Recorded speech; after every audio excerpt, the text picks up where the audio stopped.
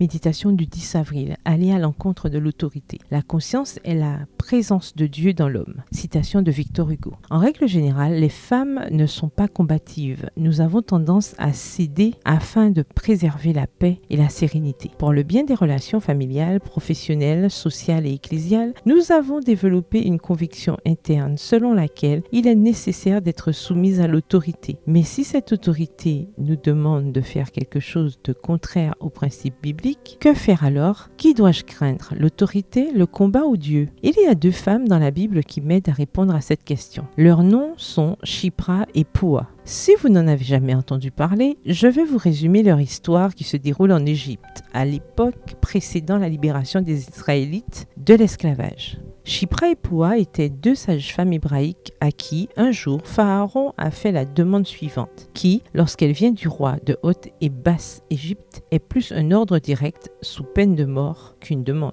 Quand vous accoucherez les femmes des Hébreux et que vous les verrez sur le siège, et que vous les verrez sur les sièges, si c'est un garçon, faites-le mourir. Si c'est une fille, elle pourra vivre. Exode 1, le verset 16. Mais quel genre de demande ou ordre est donné à ces deux femmes? En d'autres termes, tuer tous les garçons nés des femmes des Hébreux. Tuer n'est pas une mince affaire aux yeux de Dieu. Que pensez-vous que ces deux femmes ont fait? Ou peut-être la question la plus pertinente est-elle, qu'auriez-vous fait? Auriez-vous participé à une purification ethnique? Auriez-vous ouvertement violé le commandement explicite de ne pas tuer? Je ne vais pas non plus prétendre avoir des réponses à ces questions. La vie ne m'a pas placé dans des situations d'une telle ampleur que je me connais suffisamment pour savoir quel serait mon comportement. Mais j'aime ce que les sages-femmes ont fait. Elles ont refusé d'obéir à Pharaon. Un point c'est tout, quoi qu'il arrive. Leur désobéissance n'étant pas passée inaperçue, le roi d'Égypte appela les sages-femmes et leur dit: « Pourquoi avez-vous agi ainsi et avez-vous laissé vivre les enfants ?» Elles ont donné cette excuse. C'est que les femmes des Hébreux sont pleines de vie et accouchent